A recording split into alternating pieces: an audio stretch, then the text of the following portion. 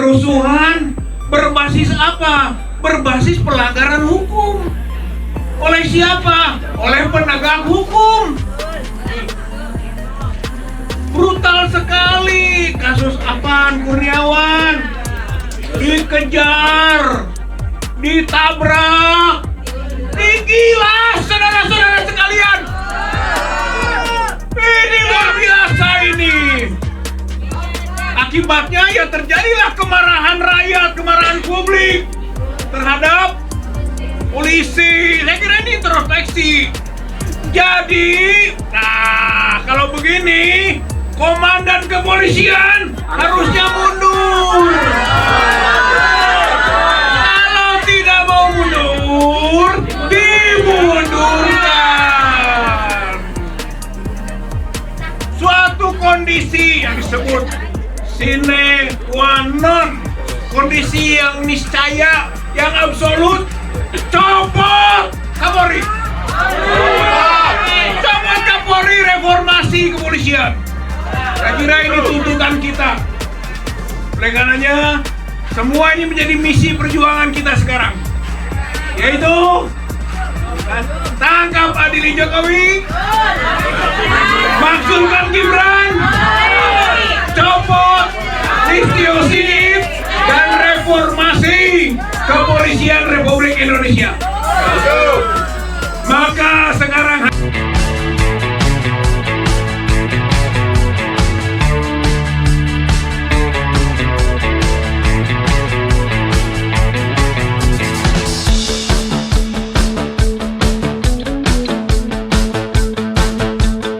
saudara sekalian, perjuangan petisi 100 sejak awal sudah mencanangkan tentang pemakzulan Joko Widodo sebagai presiden, yang sampai akhir masa jabatan ternyata juga masih bertahan karena begitu kuatnya oligarki. Namun petisi 100 tentu saja melanjutkan misinya setelah tidak menjabat sebagai presiden lagi. Maka sekarang misinya adalah tangkap dan adili Joko Widodo. Saya kira masih berkelanjutan misi itu. Oleh karenanya konsisten dengan hal tersebut, maka perjuangan yang awal dicanangkan misi 100 tersebut akan terus berkelanjutan. Alasannya kenapa harus dimakzulkan pada waktu itu dan sekarang harus ditangkap dan diadili, ada beberapa hal. Yang pertama adalah memang Presiden Joko Widodo itu memimpin rezim korup dan juga sudah dikualifikasikan sebagai figur korup, bahkan sudah tingkat dunia, ya. Organized Crime and Corruption Reporting Project atau OCCRP menetapkan tokoh finalis dunia terkorup nomor 2. Saya kira itu adalah sinyal, ya, dunia yang harus direspon oleh para penegak hukum, ya, di tingkat nasional. Jadi harus dilanjutkan itu. Dunia sudah bisa baca, masa kita diam saja? Saya kira itu poin yang pertama, korupsi. Yang kedua, pelanggar hak asasi. Joko Widodo itu pelanggar hak asasi karena High Commission of Human Rights dunia lagi ini sudah menyatakan Indonesia itu termasuk negara pelanggar HAM.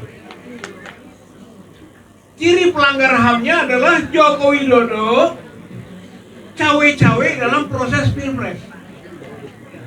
Itu pelanggaran HAM itu. Bahkan disebut juga di situ Gibran. Jadi melanggar hak asasi manusia. Yang ketiga, bahwa Jokowi itu berangkat menjadi presiden dengan dokumen palsu.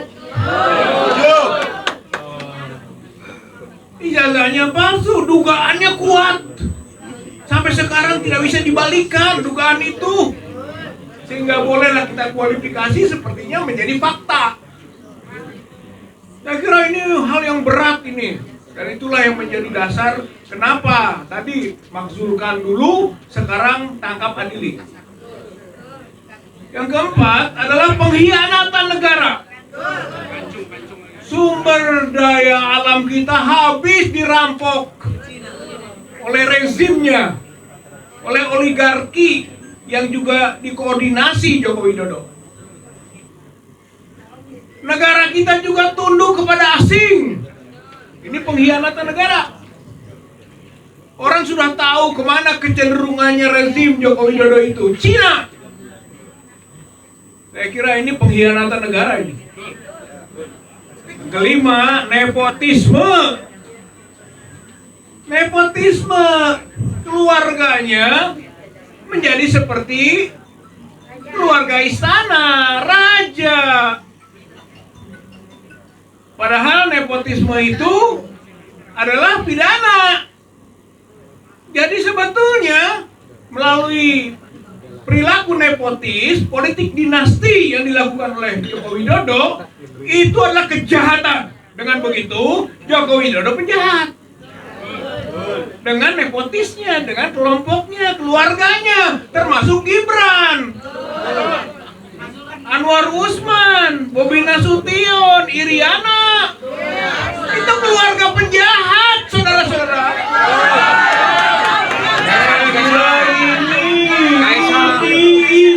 Ini kenapa kemarin petisi 100 makzulkan? Kenapa sekarang harus tangkap dan adili? Saya kira itu poinnya. Nah, soal Gibrannya nggak bisa dibiarkan juga. Dia pelanggar konstitusi. Dia juga tadi disebut oleh High Commission of Human Rights pelanggar hak asasi. Dia cacat demokrasi. Dia juga gitu kan, pelanggar religi dan moral. Fufu-fafa. Saya kira ini adalah fakta.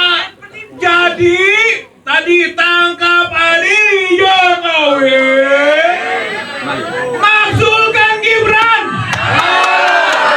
Makzulkan Gibran.